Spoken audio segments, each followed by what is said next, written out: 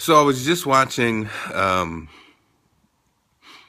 this morning. My wife who works for Fox 5 DC, is in Baltimore, a city where I worked for almost a decade. And as you know, I watched the coverage yesterday. I didn't watch a lot of it because I found it hard to watch. Um, it's interesting how the motions work. You know, knowing Baltimore like I know it, and being in those neighborhoods and those schools and seeing what those kids didn't have and what the city, some residents of the city don't have, the relationship with the police department and those voices that are rarely, if ever, heard. I think having the information and being close to it, you always felt like, something could happen, or eventually something would happen, because you can't starve a community of resources and expect nothing to happen. And so yesterday, when when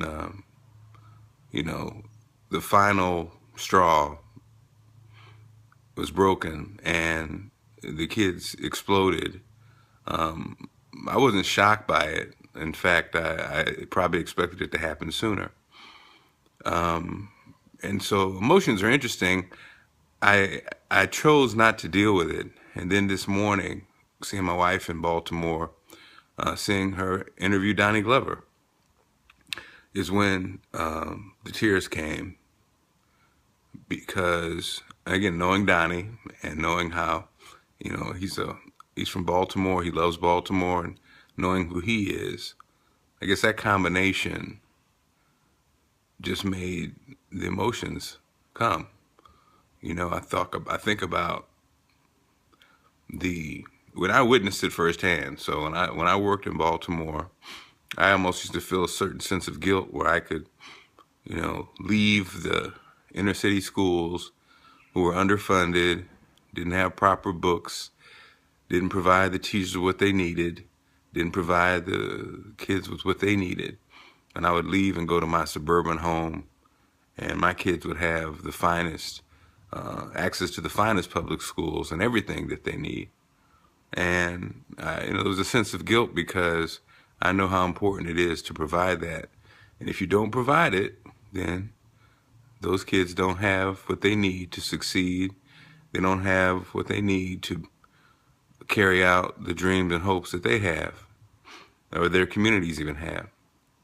So it is interesting, again, as we look at Baltimore and I look at that facility that just got burned down for the seniors, having a mother who's a senior.